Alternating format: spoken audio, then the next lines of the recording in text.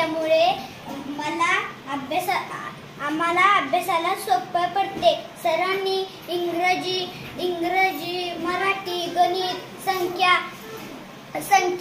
संख्याचे card लावल्यामुळे आम्हाला अभ्यासाला सोपे पडते. सजावट मला खूप छान वाटते. अभ्यासाला सोपे जाते. गणित, मराठी, इंग्रजी फळांची नावे खूप लावली आहे. मला खूप आनंद वाटतोय. धन्यवाद.